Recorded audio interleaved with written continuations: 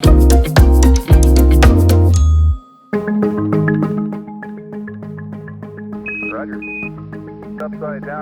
Station spatiale internationale, ou ISS, est le plus gros objet artificiel en orbite autour de notre planète. Et on peut dire que c'est aussi le plus fascinant. L'ISS se déplace à une vitesse de 8 km par seconde. Imagine le trajet entre Los Angeles et New York en moins de 10 minutes. Il lui faut environ 1h30 pour faire le tour de la Terre, et elle le fait un peu plus de 15 fois par jour. L'ISS est une véritable comète qui vole à environ 400 km au-dessus de la Terre. Et n'oublions pas qu'il y a toute une équipe d'astronautes à bord. La station est partagée par les agences spatiales des États-Unis, du Canada, de l'Europe, de la Russie et du Japon, d'où son caractère international. L'objectif de cet effort conjoint est de mener des recherches en vue de futures missions spatiales comme d'autres voyages sur la Lune ou peut-être sur Mars dans un futur plus ou moins proche. Et il faut effectivement un effort mondial pour que cet incroyable vaisseau continue à voler. Son coût de fonctionnement était estimé en 2010 à 150 milliards de dollars. Le coût par membre d'équipage et par jour est de 7,5 millions de dollars. Pas étonnant que la station soit considérée comme la structure humaine la plus chère de l'histoire. En mars 2019, 236 personnes avaient déjà servi à bord de l'ISS, représentant pas moins de 18 pays différents. Depuis novembre 2000, il y a continuellement des astronautes à bord. L'ISS abrite généralement des équipages composés de 3 à 6 personnes et une expédition dure environ 6 mois avant qu'un astronaute soit relevé par un autre. C'est à ce moment-là que les choses deviennent intéressantes, car il peut y avoir jusqu'à 13 membres d'équipage à bord en même temps pendant la relève de quart. Mais on imagine que les astronautes ne se plaignent pas trop du manque d'espace.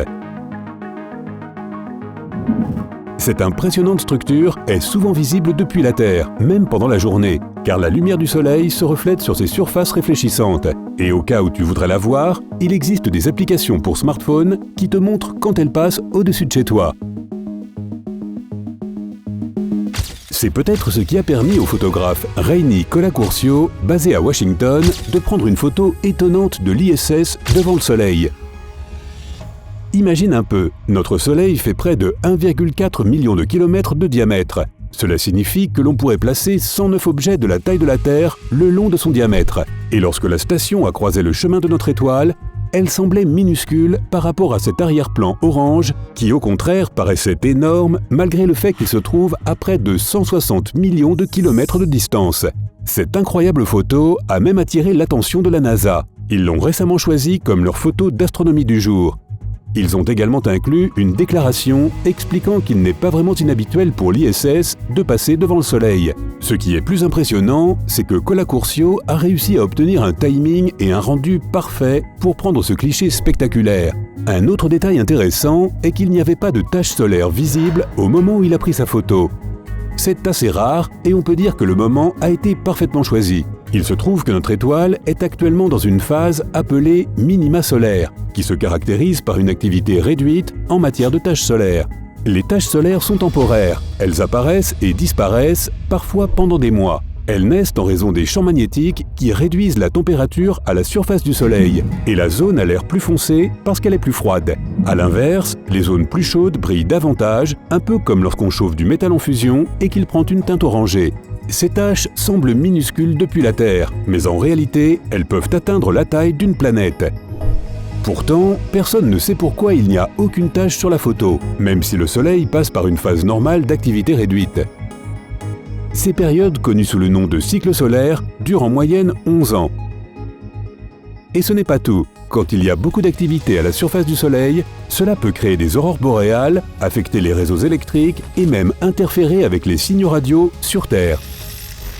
Quoi qu'il en soit, la photo de Colacurcio est en fait un collage de 2 photos distinctes. L'une d'elles représente la Station spatiale internationale croisant le Soleil, et l'autre est une image de la surface du Soleil. Les 2 photos ont été prises simultanément, puis fusionnées ensemble. Et tu sais quoi? Toi aussi tu peux prendre une photo de l'ISS. Il te faut d'abord installer un trépied ou un support dans un endroit où il n'y a aucune vibration.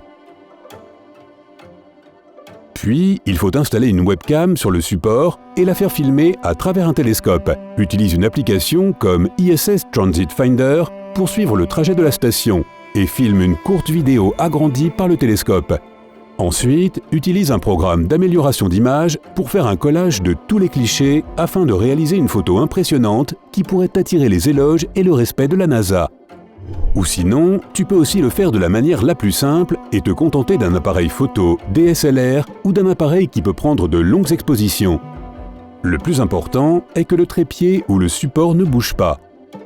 Trouve l'ISS et vise bien lorsqu'elle passe au-dessus de toi. En regardant la photo, tu te demandes peut-être que se passe-t-il dans cette petite tache noire? Eh bien, il se trouve que l'équipage actuel de l'ISS travaille à la culture de plantes et prévoit de cultiver des piments espagnola en novembre prochain. Comme si le soleil n'était pas déjà assez chaud comme ça. Blague à part, la NASA cherche quelque chose de résistant mais qui ne grandit pas trop. C'est une entreprise ambitieuse car ce sera le premier fruit cultivé dans l'espace. Faire pousser de la nourriture est essentiel pour les astronautes en mission à long terme. Et les fruits sont parfaits, notamment ces piments, car ils contiennent de la vitamine C, excellente pour la santé. Les jardins de l'espace seront un grand pas en avant par rapport aux aliments lyophilisés que l'on donnait généralement aux astronautes.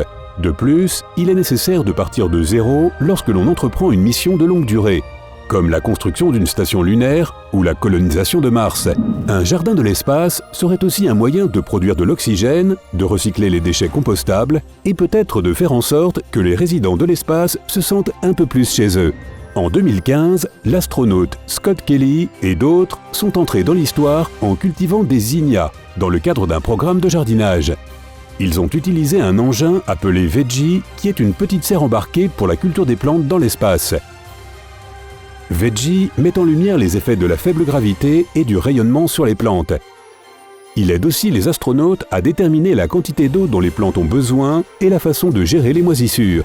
L'équipage doit surveiller très attentivement l'éclairage et les niveaux d'humidité. Il est déjà assez difficile de garder une plante d'intérieur en vie, alors imagine à quel point ils doivent être précis dans une station spatiale sans lumière solaire directe ni gravité naturelle. Les graines sont d'abord plantées dans des sachets en Kevlar enrobés de téflon.